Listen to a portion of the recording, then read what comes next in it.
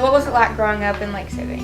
It was a simpler time, if I could say it that way, where we weren't afraid of being kidnapped or things happening to us. It was just a great time of being able to get out and ride on your bicycle and have a fun time with friends and family. We sat outside quite a bit because very few people had air conditioning. So we really visited with neighbors and friends. It was just a great time growing up in Lake City, a small town where everyone knew everyone else.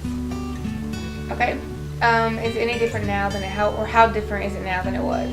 Well, it's very different in that, as I alluded to earlier, it's not as safe and secure as we once were, but it still has that hometown atmosphere of most everyone knowing their neighbors and their friends. We're not outside as much, so we don't visit with our neighbors as much, but I love the small town quality where everyone is willing to help a neighbor in need. So that part is the same. The things that are different is we are technology driven, and through that we don't visit personally with our neighbors and things and friends that we once did. Okay. What's your favorite memory about Lake City?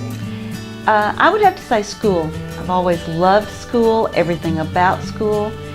From the first day I came to school, I loved it, and I loved it so much I wanted to become a teacher, and I taught for 34 years after that, so I'm very connected to the school. I love it. Okay, if you could give us one piece of advice, what would it be? I always go by a biblical bit of advice where God knows the plans that He has for us. And I always say, always consult God in everything that you're going to do. And then strive to achieve that goal. Never give up. The sky's the limit for this generation for sure, as far as travel or education or things of that sort. So dream big and then try to achieve that dream.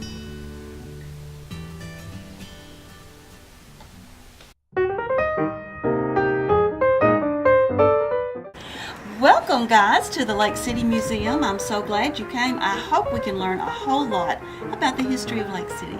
Come on in.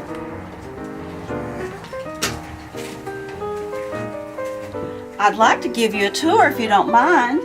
This is our work area / kitchen area, and it has the oldest item in the museum, which is a pie tin that Miss Sarah and John Strickland purchased in November of 1897. They rode up in a dugout canoe right to Main Street and purchased this on their honeymoon. Lots of pies, I'm sure, were baked in that pie tin. But everything in this room depicts what earlier stages of the history of Lake City would have looked like. We also have about our courthouse that was torn down. We had the oldest wooden courthouse in the whole state, but it was torn down and a new city hall put in its place. This is our veterans room, and this is where we honor our veterans.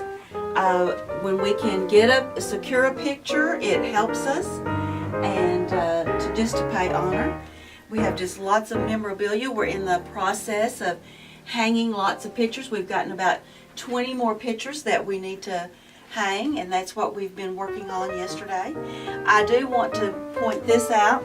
This was a bracelet that a brother made for his sister when he was a prisoner of war in World War II. He was a prisoner of war for 3 years. He was from the Lake City area, and his family donated that to the museum.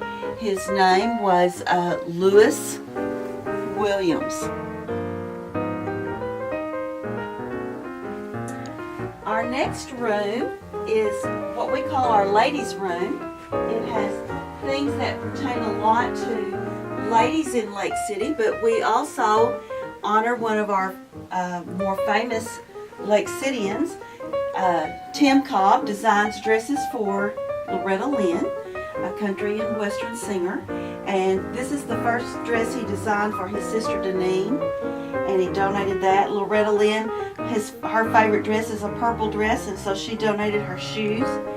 And when she got the Medal of Honor, Tim, in this photo, was able to go with her, and this is the suit he wore. And she autographed a picture for us that says, "Thank you for loaning me your Lake City boy." And he also donated a lot of his design books because he has designed dresses for